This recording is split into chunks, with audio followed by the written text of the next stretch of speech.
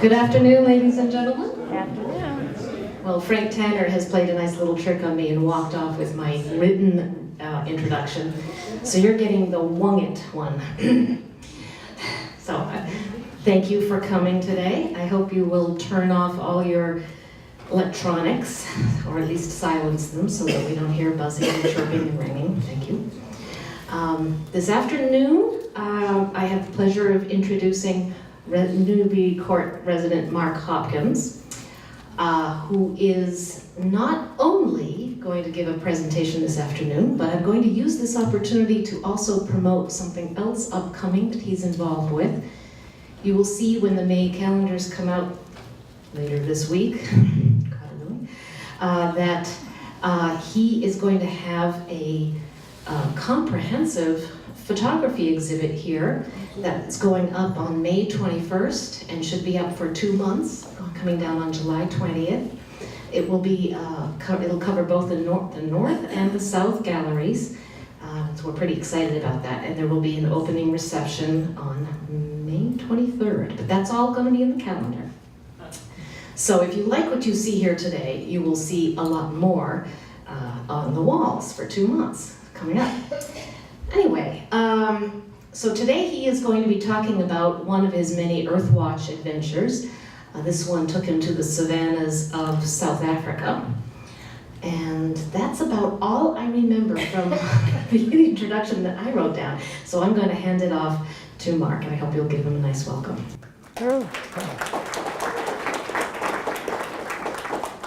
Thank you, Jill. Okay, everybody hear me, right? Yeah. Okay, great. And by the way, excuse me for sitting down, but with the back that I've got 40 minutes standing, I would be collapsed. So anyway, you're going to look at the screen and not me. So the title of my talk is Walking the Thornveld at, how do you pronounce that? Anybody want to give it a try? I'll give you a clue. HLU is a sound that does not exist in the English language. It's from the Zulu. HLU is pronounced shl, shl. You get a little gurgle on slush, shl. So it's shlui imphalosi. And you really have to spit when you say it. Okay, so I'm going to tell you a little bit about that. We're going to look at a lot of animals and spend about 45 minutes in South Africa. So this was the 2004 biennial herbivore census. It was conducted by the KwaZulu-Natal Nature Conservancy Service, Conservation Service, in cooperation with Earthwatch Institute. And it was with Earthwatch that I became a part of this. This is a census of the herbivores in Soshanguve Mfolozi. Now, Soshanguve Mfolozi is known mainly as the place where the white rhino was brought back from near extinction. When they started their program around 1900, there were less than 100 white rhinos in existence in the world. And they've done an absolutely fantastic job. They made a lot of mistakes. It took a good 100 years to get the thing really going back. But the white rhino now, when I was there in 2004, the population was around 11,000 all over Africa. And the last time I checked, which was about 2 hours ago, the population is around 20,000. So they've done an amazing job with this. So we're going to talk about the white rhino and also the other animals that are there. We're going to see a lot of great creatures that we were counting and in the census. But in the meantime, let's sort of get ourselves situated. Here we are in South Africa. The Republic of South Africa is here. Namibia, Botswana, Zimbabwe, Angola, Zambia, Angola, Mozambique. And we're going to concentrate ourselves right down here in this corner of the tip of Africa. This is the Republic of South Africa. And up at the top, we're going to fly to Johannesburg. Interesting, the flight to Johannesburg is quite interesting because what you do is you fly mostly to Europe. I went to Amsterdam, and then you get on a plane and fly 10 hours due south from Amsterdam, and you arrive in the same time zone so that you don't get jet lag that you do in a lot of other places. So we're going to fly on a short flight from Joburg, as the South Africans call it, down to Richards Bay, which is a little mining and lumber town on the Indian Ocean. And from there, we're going to get on a four-wheel drive vehicle, and we're going to go up to Shlishlui-Mfolozi Game Reserve, which is about 40 miles inland from the Indian Ocean. And right in here is a little estuary that those in the front can probably see. And remember that because we're going to pay a visit there, too, during some time off that I had. So when you drive into Shlishlui-Mfolozi, this is what you see. It's Thornveld, it's savanna, it's open country, rolling country, and cut through in various places with rivers. Here's a little bit about the reserve itself. It is Africa's oldest reserve, which means it goes back to around, I think it was just before 1900 that it started. It's approximately 360 square miles, which sounds like a lot, but when you compare it with Kruger and some of the other big places, it's not. One thing that makes it really unique is it's protected by about 100 miles of fence. And when I say fence, I mean elephant-proof fence, which means a fence about as high as that door over there. And you can drive a truck into it and it won't come down. And the reason for the fence is twofold. One is to keep the animals in, but on the same time it's to keep grazing animals out, because the farm animals around there can wander in, be competition for the food for the animals that live there. So it's pristine country, and when I say pristine, the country that you're going to see is the same way that it's been for probably several million years. No change whatsoever to it. And it's the home of the Big Five, which is, this is the touristic thing, what everybody wants to see: elephants, rhinos, buffalo, lions, and leopards. Those are the Big Five, and there are plenty of them at Mfolozi. The park looks like this, and if I come up to here, this is where we stayed in a ranger station. This was not a tourist thing at all, but it was pretty. I was in a tent with a sleeping bag. To give you an idea of size, the arrow that I just drew there is about 15 miles. And then from there to the north is another 15 miles, I think it's close to 20 miles. It takes you about an hour to do that because the roads are very narrow and you don't go fast at all. And there's a lot of game in the roads that you want to stop for. To get into the park, there's an entrance here and an entrance here. So if you go there as a tourist, you can drive in at these 2 points. The one requirement is you have to be there by dawn, you have to be out of there by sunset, and when you're driving through the park, you do not get out of your car. It is dangerous. It's not like Kruger and some of these others where you've got a lot of acclimated and tame animals. These are wild animals. And what made us different was I spent those 2 weeks walking about 60 miles through country that no tourist would ever walk through. So what you're going to see is the walks that I did. So this is the country. This is Thornveld. The trees are mostly acacia, and thorn is not a misstatement, as you can see in the lower right-hand corner here. There is some riverine property here. A few rivers run through the thing. Occasionally you'll get greenery like this, but most of it is fairly dry. Can those of you in the front see the wildlife that's here? Yeah, it's a monitor lizard, and there's also a turtle up here. Not very exciting stuff, but this was the countryside that we were spending 2 weeks touring through. It was winter, okay? It was July, and that means winter in South Africa. Everything is switched in reverse. And the reason we were there in winter was that many of these trees are deciduous, and they drop their leaves in the winter, which means the visibility is a lot better. In the summertime, you're dealing with foliage that hides the game that you wouldn't have here. So a little bit about the animals. Now this, despite the color, is a white rhino. Now let me tell you a little bit about rhinos on the property. There are 2 species in South Africa, or in Africa as a whole. There are 3 species in the world, 5 species in the world total. The Indian one-horn, the Javan, and the Sumatran, all 3 of which are pretty much endangered. And then in Africa, you don't have those, but you have the white rhino and the black rhino. Now, when you see them, and you'll see some pictures of them, you can't tell the difference between their colors, because as far as everybody knows, white rhino came from the Afrikaan word for wide, which is, when you'll see a few pictures, these are very wide animals. Now, an interesting thing about them, they're both herbivores. The white rhino is a grazer. In other words, it feeds off the ground. And this is a browser, the black rhino, which means that they're mainly eating off of leaves and twigs. And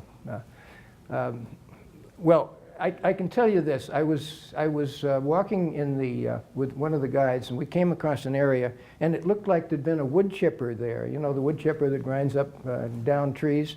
That was this huge pile, probably as big as this whole area. And I said to the guard, "What is this?" And he knew about 50 words of English, and he thought for a minute. He said, "Rhino toilet."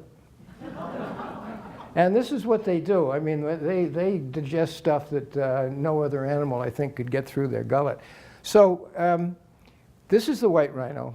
This is the black rhino. And an interesting thing about them, since they depend on these lips to pull up their food, this is the skull of a white rhino. And those of you in the front can probably notice better that they have huge grinding teeth here and absolutely no front teeth at all. Nothing. The entire ability to pick up the grays in this case, or the browse in this case, is with their lips. And if you'll notice, you have a flat lip across here. You've got a hooked lip or a pointed lip here. And there is some talk right now of renaming the white rhino the flat-lipped rhino, and the black rhino the hook-lipped rhino. So these are the 2 animals. Now a little bit about them before we go on. The black rhino is about half the size and weight of the white. The white is a social animal. We saw them in groups of 5, 6, 8 sometimes. The black rhinos are loners, except during the breeding season, so they tend to be by themselves. And they are considered the 2nd most dangerous animal in Schlossluium falosi, after the elephant, which is number 1. As opposed to the much more benign white rhino, which basically, I can say I have made about a dozen of these things run away at top speed when they saw me. So they're not ferocious at all. But these guys you really worry about. So when I said wide, this is a head-on shot of a white rhino, probably 2.5 tons of animals. The 2nd biggest mammal in the world right now, land mammal. Of course, whales are bigger. And you can see in this group the color variation just on white rhinos, of which these are 3. And one of the beauties of this park was, in most of these places now, they're cutting off the horns, because the horns are the reasons why poachers kill these animals, because they bring $30,000, $40,000, $50,000 for a horn in the markets in Vietnam and China. So to save the animals, they cut the horns off. Well, we have some beautiful horns on these animals here. They're not poached because of the wall, and because the Schlossluium falosi does a wonderful job of protecting them. So other animals that we're dealing with in the census are elephants. There's about 250 of them in the park. Cape buffaloes, which are very nasty creatures. This is the 3rd most dangerous animal in the area. And zebras. These are Burchell's zebras, one of 3 species of zebra in Africa, the other 2 being the mountain zebra and the very rare Grebbe's zebra. They do not domesticate. People do not ride zebras. They're very different than horses. And then other animals, the giraffes, these were my favorites. These are incredible animals. And when you're near them, you realize how tall they are. I mean, if I stood next to this animal, I would come up to about here. Okay, so they're really, really enormous.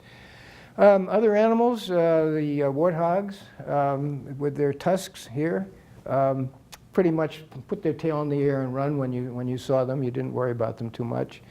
And then the antelopes. And we were involved in, I think, about a dozen different antelopes for the herbivore census.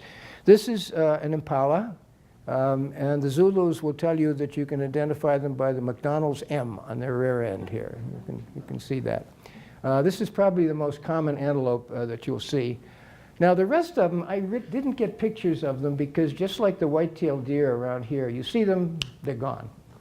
They put tracks between you and them because they've been predated for so many centuries. But these were the animals we're dealing with, starting with the kudu, which is absolutely one of the most regal animals I have ever seen. I wished I could get a picture of them. Big, big, big antelope. The nyala, this is the male and this is the female, very different between the two. Bush buck and the water buck here. Now the Zulus tell their children that when God was creating the world, the water buck sat down on the toilet before the white paint was dry, and that's where he gets his marking there. So this is one of the things that you discover, is that you can identify these animals by walking around at their hind end. And then, so for more, we've got the blue wildebeest. These are the ones that you see those wonderful photographs in the Masai Mara. By the millions, a big group for us was probably 30 or 40. These are crazy animals. The Zulus like to say that when God was creating the world, when he'd finished everything else, he had some parts left over, and he put them together and made the gnu, as they call them down there, the wildebeest. And then we've got the little dikers, the common diker, blue diker, and red diker, which are sort of loner antelopes, about the size of a dog. And you had to be careful only because they hid in the grass until you practically stepped on them and then scared the bejesus out of you. So there were other animals in the park that we were not concerned with because our focus was entirely on herbivores. These are omnivores, the savanna baboon. There were also vervet monkeys in the area. And there were birds and insects and reptiles. We didn't see much of those because this was July, which is the middle of the winter, and most of the good stuff, the pretty stuff, had headed north for the winter to come back later on. So that was a little disappointing, but what we did see was wonderful. And then, of course, the carnivores. Lions, leopards, cheetah, spotted hyena, and wild dog were the 5 predators that were there. As I said, we're not concerned with the predators. We just want to know the relationship of the herbivore population to the available browse and graze.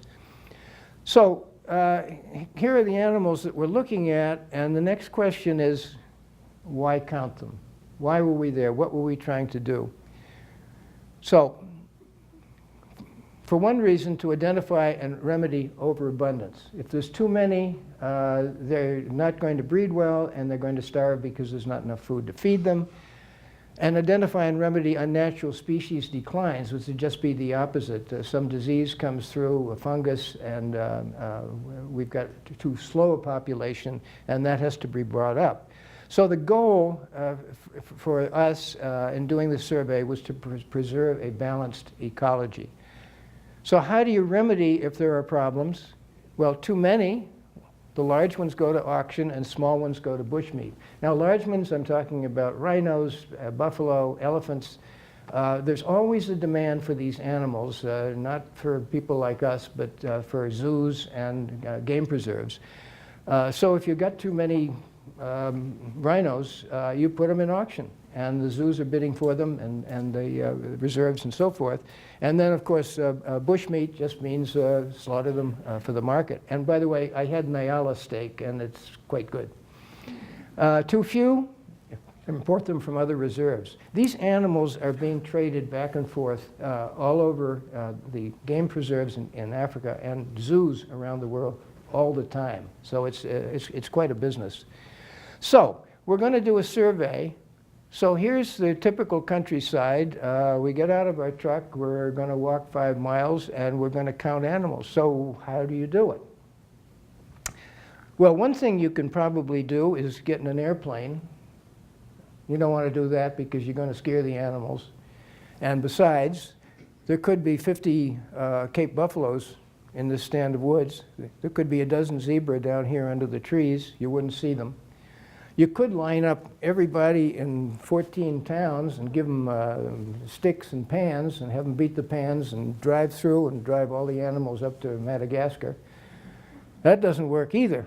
But there is a technique that we were using, and it's called distance sampling. And here's how it works. We're going to be walking, and you'll see some other pictures of this. We're going to be walking on transects, which are simply straight paths that have been cut through the countryside, so that when you're doing this, you don't have to worry about stepping over things and tripping on things. You can just walk and do your job.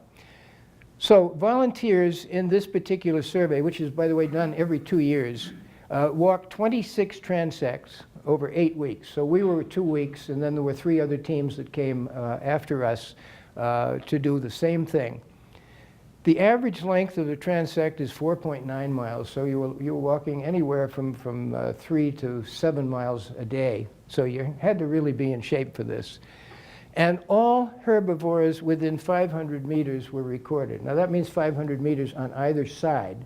So what we were doing was counting the animals in a 1,000-meter swath straight across the countryside. And what were we collecting? What were we counting? We were identifying what species, how many,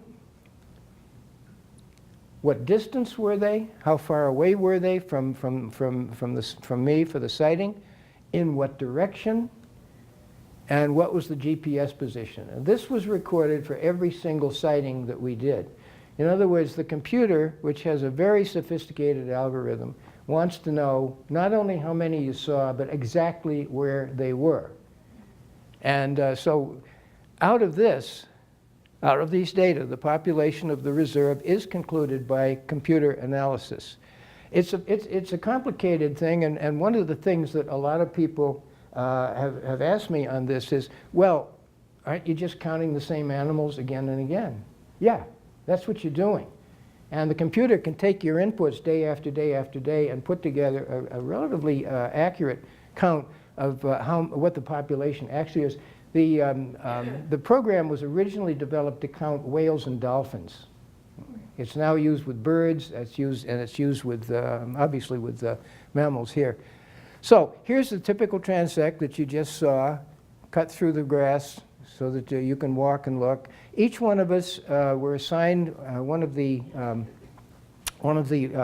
guards in the area, the rangers. These were all Zulus. Most of them spoke either no English or 50 words of English at the most, but they were good guys.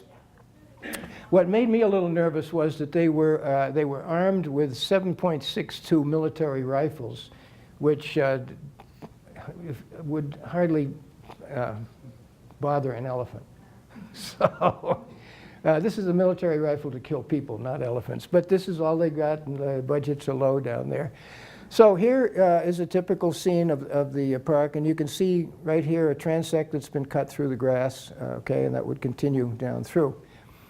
So a little bit about where these transects were. Here's the southern part of Schluium-Filosi. And a typical, if you look right up in here, a typical transect would run from a road and to a road. So it could be dropped off here, picked up at the other side.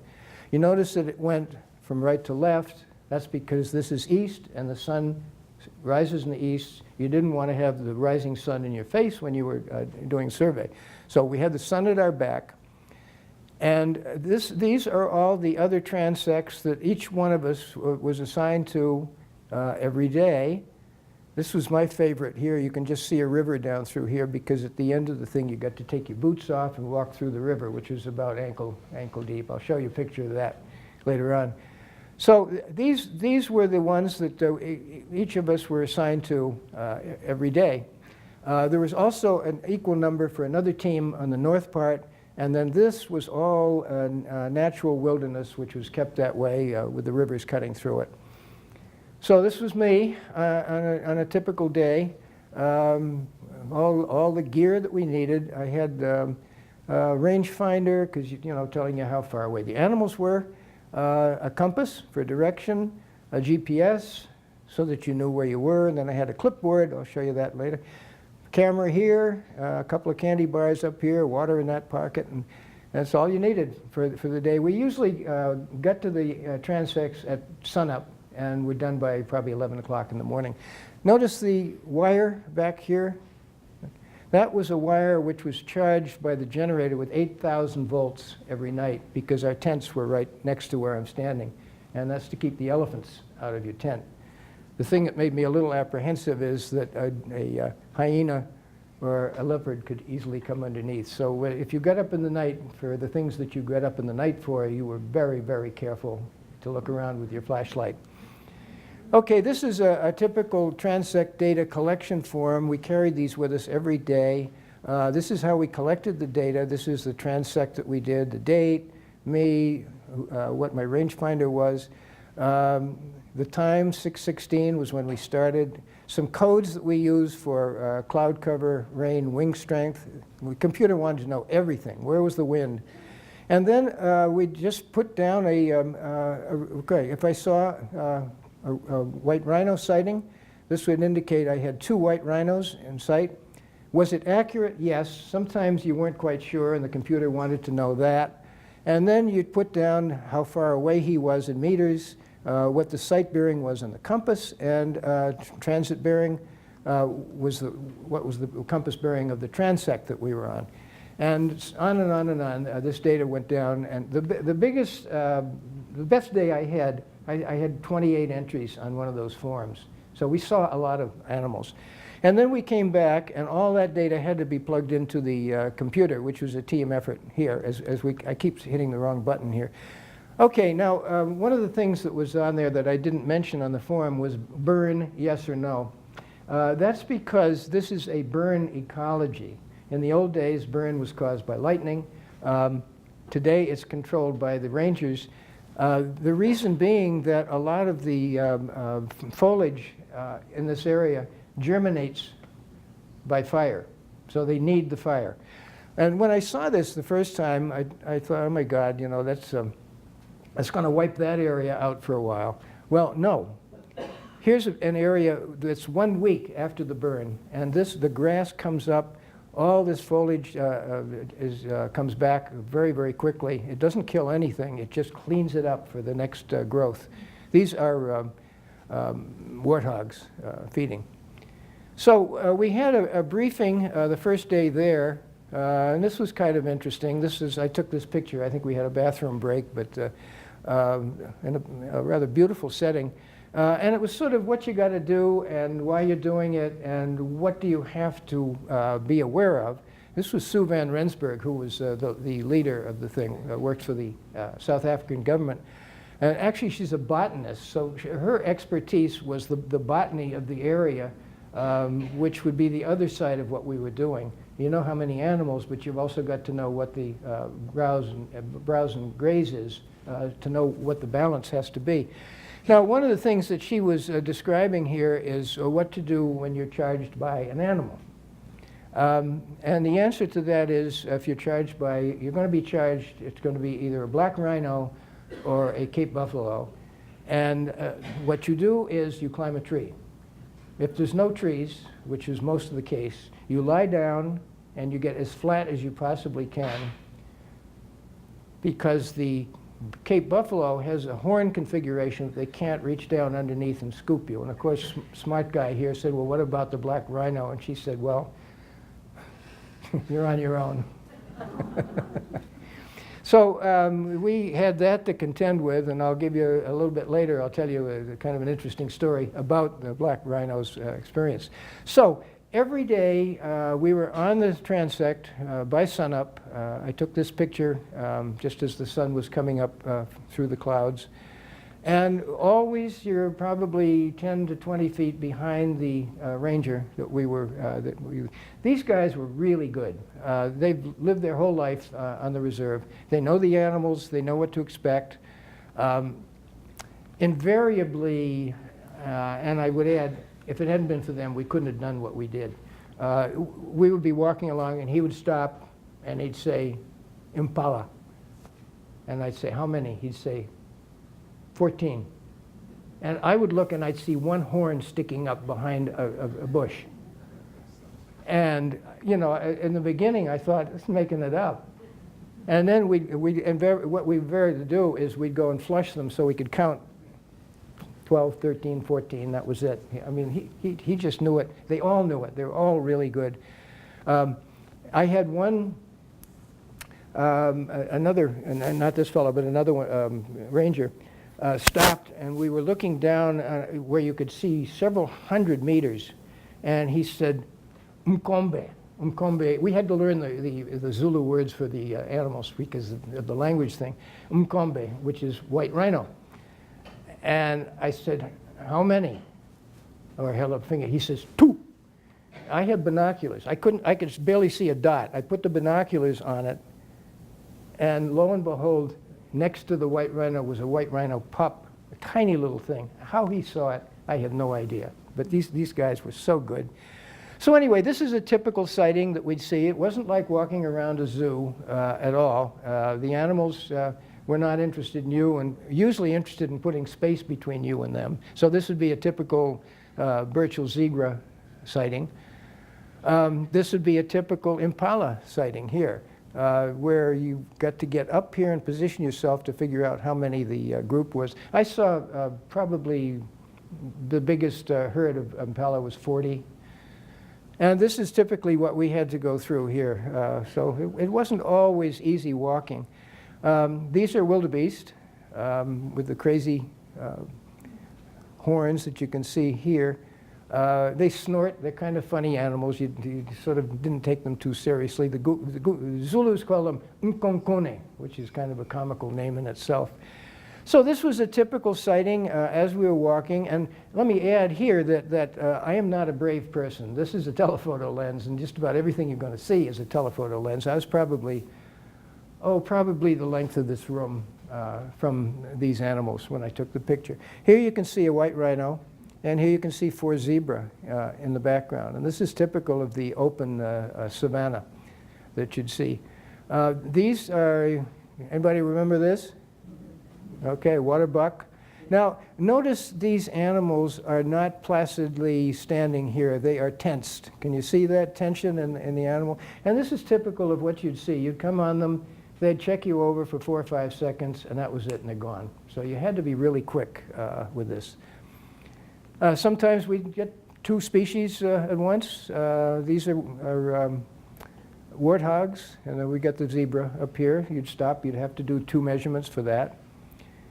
And sometimes you just have fun. Now this guy, I probably walked from here to the wall over there from him, because they know they don't have to worry about human beings. And this, by the way, is a male. Here's a little factoid for you. This is a male. How do I know? Because the males eat at the top of the trees, and the ladies are not allowed to. They have to eat underneath. As a matter of fact, the Zulu name for them is Ilulamiti, which means eats at top of trees. So these guys you're worried about, and the reason you're worried about the Cape buffalo is when you saw a group of them, a herd of them, and I saw herds of probably 50 of them, they're interested in putting a lot of space between you and them. But these guys, the males, are dangerous. And the reason they're dangerous is that it's the females that control the herds. And when the males have served their purpose, they are ousted. They are ostracized. They are sent out. Your time is done. And they spend the rest of their life being very, very, if you're using the expression, pissed off. And they take it out on anything that's around. And actually, one of the ladies in our group was charged by one of them. And the guard had to put a bullet in his shoulder to turn him around and go. So you were very respectful of the Cape buffaloes. Elephants, we were told this is the ideal sighting of an elephant far, far away. They're very, very dangerous. And we were told, we know about the elephants, we know what the population is, so if you come across an elephant, get out of there. Do not push it. The reason mainly is that the young bucks are in a period which is known as muth, M-U-S-T-H, which is when the testosterone is really flowing. And like teenagers around here bashing mailboxes with baseball bats. They're around bashing everything in sight, including people, if they happen to be there. And I'll show you a little bit about that later on. So this was my first sighting. As we were walking, we made a great big wide berth around this. And the thing that you have to be careful of with these white rhinos is this right here. Can you see that? That's a calf. And the calves are curious. So the calves will start advancing towards you, and guess what's right behind them? So you give them a very wide berth. Again, this was with a telephoto lens that I took. Now, the transects were not all that easy walking. This particular area was up a hill, and there were a lot of rocks because the baboons had been turning the rocks over looking for scorpions and other delicious things. And in some places we came to here where you actually would end up here. You'd have to clamber down this and up the other side. That's because this area in the summertime is rainy, and these are gurgling waterways. They're dry during the winter. So we had to contend with that. Here's another one where I think we had to come down here and then get across to the other side. But so it wasn't easy walking everywhere. And as I said, this was my favorite one because at the end of the thing you took your shoes off and crossed over to the other side to be picked up. One thing that you didn't worry about here because it's too shallow were these guys, of which there were some in the northern part of the park where the water was deep and could support them. These are Nile crocodiles. Now, we came across this one. Anybody want to guess what that is? Who's home there? I'll give you a clue. Anybody? You've been paying attention to what your grandkids are watching on TV? Aardvark. Huh? An aardvark. An aardvark, right. Arthur Aardvark, right? Well, he knows what they really look like. I never saw one. These are really weird creatures. They live entirely on termites and ants. They'll eat between 5,000 and 10,000 of them a day. And they dig these long tunnels that go back. They're nocturnal. The head ranger told me that he'd worked in the park 27 years and he'd seen 2 in all that time. So they're very, very elusive. And another interesting factoid that I picked up, which was kind of interesting, is you always know when the aardvark is in because there is a little cloud of flies that sort of circulate at the entrance. And once the aardvark comes out and goes through them, they land on him and take the trip for the entire night. But he doesn't allow them in, so they have to wait at the door. So you always knew when the aardvark was in. So just a few other sightings here. This one we really gave a wide berth to because I couldn't see it, but the ranger knew from the days before. She had a tiny calf under her chin here. So again, not the kind of thing that you fooled around with. This is what you didn't want to come around a corner and see. This again is a white rhino. And up close they can be pretty scared. Now I said the thing to do is climb a tree. Can you see the tree? And this is what the trees look like, acacias. It's the Thornveld, and believe me, there are plenty of them. So we were pretty apprehensive on that. So a little bit about where we stayed, what the conditions were. This was Macinda Camp, which is a ranger camp, nothing to do with tourism. Uh-oh. Okay, I don't know what that was. Nothing to do with tourism at all. I stayed 2 weeks in this tent over here. These were ranger dwellings. It was a cookhouse here, bathroom, shower. We had electricity maybe 2 hours a day from a generator.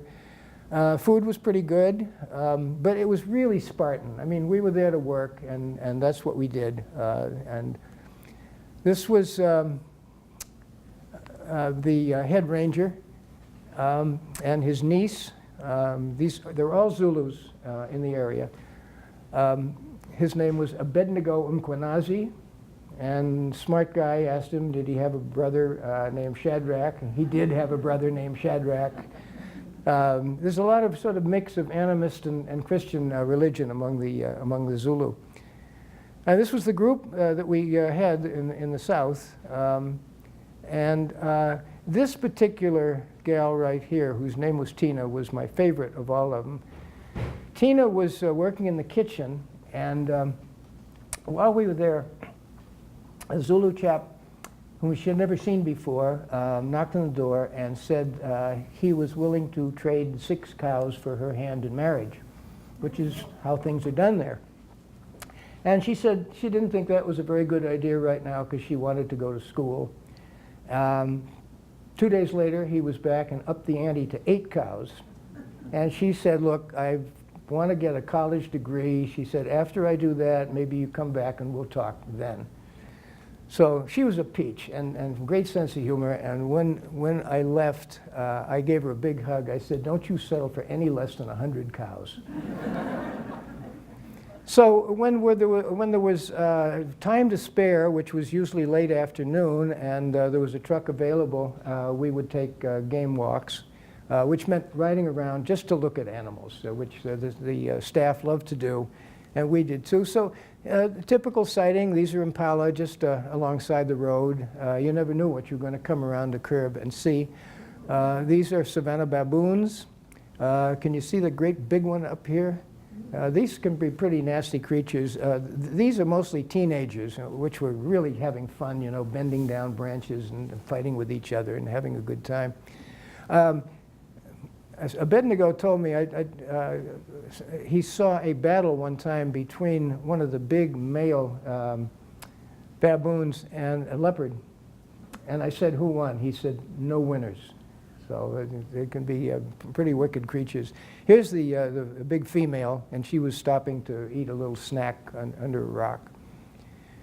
The giraffes, just as I said before, really fascinated me. This was a group of 15 of them that we came upon, and the sun was about to set, and that's why you get this wonderful light, where the sun was coming from behind me. They interact wonderfully. That head is when they swing that head back and forth, can be a piston. It's one of their defenses other than kicking. And here's one of the reasons why. I found this skull in the woods when we were walking. This is a giraffe skull. And unlike just about any other of the herbivores, their horns are part of the bone structure of the skull, as opposed to a cow or an antelope or any of these other animals where it's keratin and it is a separate thing entirely. That skull weighed about 40 pounds. I'll give you an idea of what that big neck has to hold up. But I love these creatures. I just can you see the eyelashes on them here? It's just right out of a Disney movie, a Disney invention. So one of the things that was nice about riding around in the back of a pickup truck is that when you're on foot, the animals were putting space between you and them. When you're in a pickup truck, they could care less. So we could really drive very close to the animals. In this particular case, this is what it first looked like. Then it looked like this. Can you see the little calf here? And he was really interested in having a look at us, and she was interested in making sure he didn't get too close. Can you see the mud here? This is one of the things that they do, kind of like pigs in this country, in the mud wallows, which keeps the parasites down. And this was a great big bull that we came up on, and he didn't even look up. He just was happy eating his dinner. So after the first week, we had a Sunday, and we had a day off, and there were a couple of options. I opted to go up to that little estuary that I showed you on the map called St. Lucia's Bay. And this is what we saw. Can you recognize what that is? Hippos, right. There's a whole herd of hippos in there. These are very, very dangerous animals. The reason that I didn't list them as the most dangerous animals in the park is that there's only a tiny corner in the northern part of Shusluyan-Filosi where there are hippos. But most people will tell you that hippos kill more human beings than any other animal in Africa. And the way they do it is they're territorial, and people are in the water with small boats, and they get a little bit angry at somebody encroaching on the property, and they tip them over and they can't swim, so they drown. It's not that the animals stomp them or chew them up. There were other interesting things to see at St. Lucia Bay. This is a 22-foot Nile crocodile. And this is not a threatening pose here. This is air conditioning. This is how they ventilate their blood and keep their blood under control because they're cold-blooded animals. Some of the birds were interesting. This is a Goliath heron, which is supposed to be the biggest heron in the world. And a little bit more about the hippos. They spend the day in the water. Hippos don't swim. Hippos walk on the bottom. But they spend the days in the water because the hot sun is very hard on their sensitive skin. So their feeding is all nocturnal. And they will, when the sun goes down, will get up on the bank and they'll range for several miles to graze on the available graze. And during the day, this is a case where you've got two of them resting their heads on another hippo here. So they're mostly sleeping all day long. This apparently was a 2-week-old pup that had just recently been born.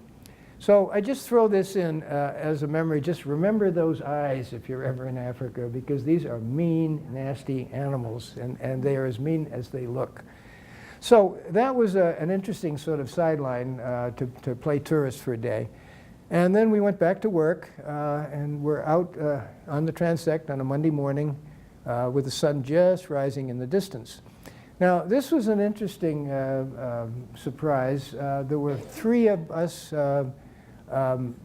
researchers and 3 of the Zulu rangers in the back of this truck, and we were headed off for the transect. And all of a sudden there was this loud bang, and we went from 20 miles an hour to nothing, and like that, because a Cape buffalo crossed in front out of the grass and the truck hit it. And you can see $2,000 worth of damage here, and I think the buffalo had a little bit of a bruise on his shoulder. They weigh about a ton. And, but what a mess it was. I mean, we hit so hard that all I could think was there were rifles and feet and legs sticking up in the air, and we had a lot of laughs about that. Luckily, no one was hurt, because it could have been bad. So back on the transect, and for another week of doing the counting. Now, I put this in here because it's representative of the sort of multicultural aspect of where we were. Here you can see English language. Here you can see Afrikaans, and here you can see Zulu. So the cross-culturalization of what's going on. This is the symbol for the park, and for KwaZulu-Natal. KwaZulu-Natal is the region. And because the rhino was brought back here, this is the symbol, and this is the Zulu war shield that is emblematic of the area. So we were going to go and see Zulu dancing one afternoon, and all of us said, oh my God, we're going to go to some cheap roadhouse and we're going to see some tired dancers. Well, no, this was very, very different. And one of the most exciting things that happened was we were all in the back of the pickup truck, and we got to the top of the hill, came over the top, and this is what we saw. This young bull elephant had stopped the tourist bus and was harassing the tourist bus until he saw us. In which case he started not charging. If he was charging, those ears would have been right out like this. But he was young and curious and said, let's go have a look at this truckload of tourists. Well, the guy who was driving was Abednego, and he knew how to handle this. He slammed it in reverse, and we backed up, at which point the young elephant said, well, I'm not going to, if you're going to do that, I'm not going to exert myself. So he stopped off at the side of the road, and he reached up and he grabbed a branch and he brought it down and had himself a little snack. So it was kind of fun to see these animals in action. Now, I mentioned before that these are wild animals. There was no chance that he was going to try to get past this animal. You can see how steep it is here, and the other side of the road was equally steep down. So we actually made about a 3 or 4 mile detour, backing up and getting out of here, just so we wouldn't have to go past this animal. So when you get out of the park, this is Zululand. This is farmland. It's very poor. This is a typical family compound here. They are raising cattle. They subsist on cattle and farming. And one of the things I found interesting is, and I've been in a lot of third world countries, and everywhere you go on the roads, you see people riding bikes, riding tractors, riding donkeys, riding some method of transportation. I never saw that in this area. Everybody walked. And I've got a couple of other pictures with these roads just loaded with school children. So you can see how bleak the countryside is. So we were headed for the place to see Zulu dancing, and we were very apprehensive in that, especially when we pulled up at this, which turned out not to be a roadhouse at all. It turned out to be the local high school. And here's what the main assembly hall looked like. This is the poverty that these people are living in, and this school was surrounded by barbed wire fence. And the reason for the barbed wire fence is if it hadn't been there, the roof would have been stripped off. As it were, they'd gotten most of the windows, so the window panes were mostly missing. And you can see the condition in the school that these kids were learning in. But they're still, we talked to the schoolmaster, they're still dedicated people, they're doing a wonderful job. And this is what we saw. And this was one of the most exciting things of the whole trip. Was these kids appeared out of the locker room, I guess, and this lady with her big drum started to beat on that drum, and they started to sing, and they started to dance, and they were fantastic. I mean, they could have gotten a standing O in any theater in the U.S. It was about a 5-minute show, and the subject of the thing, interestingly enough, was HIV/AIDS. Okay, so there was an instructive aspect to this as well. So that was the girls, and after the girls finished their show, the boys came out, and this is the traditional Zulu war costume. And how they managed to do these dances on that floor with the big potholes in it, I have no idea, but the rhythm was amazing. And they were doing flips, and it was just the most acrobatic thing you ever saw. So this was really, really exciting. The neat thing about it is that they're making a real effort to sustain the Zulu culture in the schools. So in addition to learning reading, writing, and arithmetic, they're keeping in touch with their culture. Afterwards, I asked a couple of the kids if I could take their picture, and this little group immediately formed here. And I love the contrast of the traditional garb here, the little girls' socks and shoes. I don't know if that was a cell phone or what it was here, but interesting combination. The kids were great. And after I got back, I sent this picture down to them to have. So another thing that was interesting was going out at night for occasional animal walks. It was cold. This was winter, so it was probably 45 degrees at night, so we bundled up in the back of the pickup truck. And each one of us took turns with a really bright flashlight to see what we could see. What we wanted to see was a leopard. And lo and behold, we did. And I was manning the light when the time came. The leopard crossed the road, ducked down in the grass, and we drove to probably from me to Jill from where he was. And so I took this picture. I sort of up over the top of the cab on the truck, and I'm thinking I'm going to get a great picture of a leopard. And just then my camera, a little light in the corner, was going battery dead, battery dead, battery dead. And so the leopard got up and left, and that's the best I could do, out of focus shot. At least I got to see a leopard, and they're pretty beautiful animals. So I mentioned before about a little run-in with a black rhino, and I never got a picture of this. But this was probably the second most exciting thing after the dances that we did. It was 2 weeks. It was the last day. Not much was happening. I was following along behind Alfred here.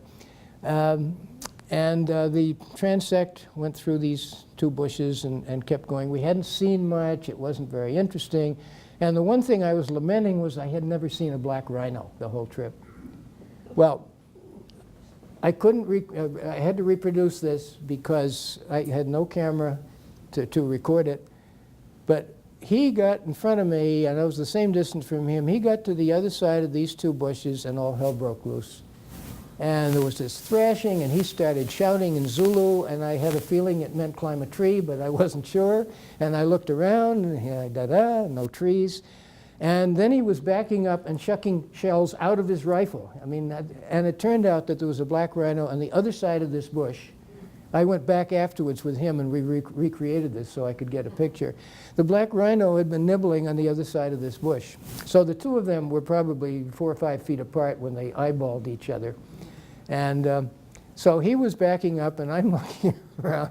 And in the meantime, the rhino hightailed out of there, and he ran across the plain. So I had this wonderful view of a black rhino, probably the whole distance of this room, running at about 35 miles an hour away from me. But you know, no time to get the camera out of the pocket and get the picture. And he was just standing there afterwards. And he's looking at the shells are all over the all over the ground where he had shucked them out of the shell, out of the rifle, and he was just kind of standing there like this. Now this is a guy who knows 50 words of English, right? Who's standing there saying, "Shit, shit, shit." I said, this guy knows good English. So just a little kind of a close here, a sort of a pastiche of scenery that you can get when you wander around these parks. It was said that there was a yellow-maned lion who was mating. So we went over there, and again, I'm in the back of a pickup truck here, and I was probably from here to the 3/4 of the way back there from the area. And what we saw was this big, bull, white rhino. When I first got there, before I could get my camera out of my pocket, he was flat on his back with all 4 feet straight up in the air, giving himself a back rub in the mud. So he decided he was sort of on his way out of there, and so he kind of took off. Now, in case you can't see that very clearly, I'm going to enlarge it for you. Can you see what he's doing? They are one of the few male animals that urinate directly backwards. So it's kind of like a municipal water truck. And he was just sort of, well, as I put it up here, those of you in the front can read it, the ones in the back can't read it. It just says, just a little something to remember me by. So he took off over here, as you can see here. And one of the things that we noticed was that the impala, this little herd over here, weren't paying any attention to him or what was going on. They were all looking over their shoulder. Can you see that there? So we said something's going to happen here, and we weren't sure what. In the meantime, out of the tall grass where we hadn't seen them, came the lion and the lioness.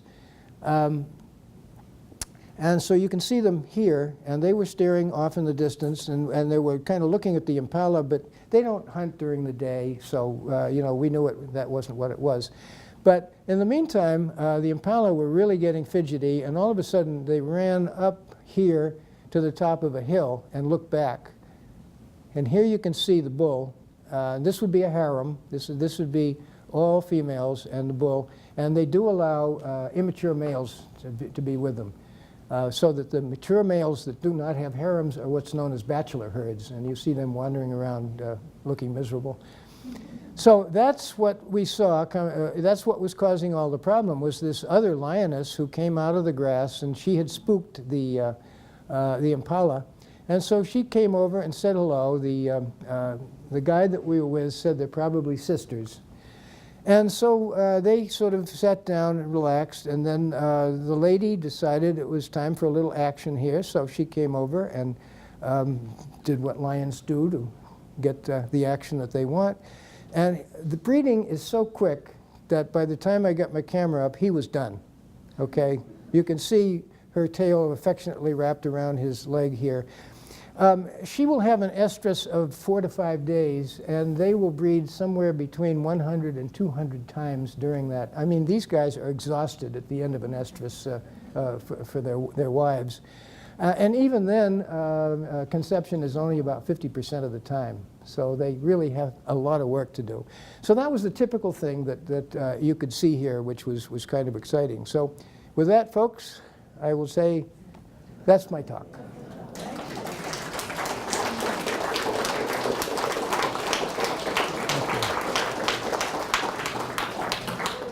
Any questions? Yeah. And if we have questions, we have a microphone here, I think. Anybody have a question? Okay, wait for the microphone, Jane.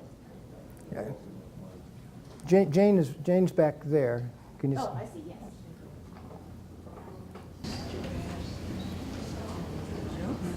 What age were the, Closer. Just hold it closer to you. Hold it close. Closer. Yeah.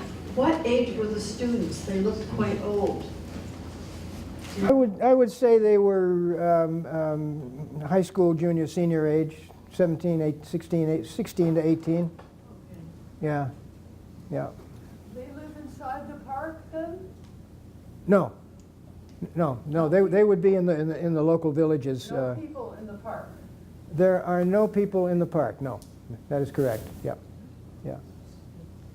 Mark, how did you hear about this trip and how did you qualify to be accepted to go on this? I had $3,000. This is Earthwatch, and for those of you who don't know Earthwatch, Earthwatch sponsors scientific research with what they developed as a unique and often copied technique where a lot of research is done by people who don't have, what's that? Your mic is next to you.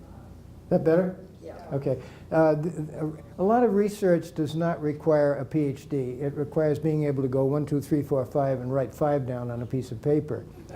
And so the Earthwatch concept is people like us participate in the program, pay money which becomes the operating budget for the research project, and then do the grunt work that has to be done. So that's why I was there. If you're interested in it for yourself or your kids or grandkids, earthwatch.org is their website. And they will list all of their different expeditions. I've gone with them on research South Africa, Tasmania, Costa Rica, and the Amazon River. So there's some wonderful opportunities to see things that nobody would ever be able to see as a tourist. They have a huge catalog. They go all the way, all over the world. I worked for them briefly. Oh, that's Went on right. an Earthwatch trip as well. Right. It's a great organization. Yeah. I've got a couple here. Could you tell us a little more about your guides? A little more about their lives, were they paid well or not well, your relationship with them? I don't know what they were paid. They were dedicated rangers who had worked in the park, most of them for years. And they're well taken care of. In fact, one of them wasn't very good. And while we were there, the head of the group discovered that the reason he wasn't very good is he couldn't see anything. And they immediately got him off to an oculist and got his eyes tested and got him a pair of glasses. So you know, there's a tendency to really take care of them. But other than that, it's very poor in the area. I mean, the poverty in South Africa generally is really rough. And you've probably read about a lot of the corruption that goes on in the cities. When I was there in 2004, there were high-rise buildings in the downtown Johannesburg that were abandoned because the crime was so severe that nobody wanted to work there. So things are pretty tough. But these, as I said, these are Zulus, and their culture is important to them, and that, to me, was the heartwarming thing, to see that that's being sustained.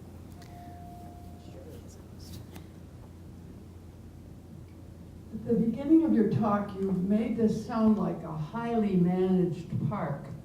And I'm wondering how long it's been going on as a highly managed park. You talked about they seem to know how many of each species are appropriate for the environment, and they move them in and out as they care to. Were you talking in general about parks when you said that, or this park in particular? Because it seems like they really understand and manage everything they've got there, and maybe your kind of trip of counting animals has been going on for a very long time. I'm interested in the history of the park. If it weren't for management, human management, there would be no animals in Africa. Okay, the animals are there because they have been managed, protected, studied, and in Sosluy and Filosi, as I indicated, this goes back to about 1900, and they've been watching this ever since. But any place you go, Kruger is the big one in South Africa. You've got the big parks in Kenya, Tanzania.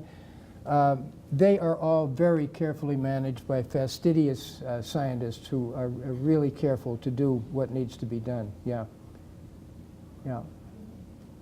That answer your question? Yeah, I think so. And are they given some control over the native populations to control that also? Well, that's one of the problems in the north, especially, is that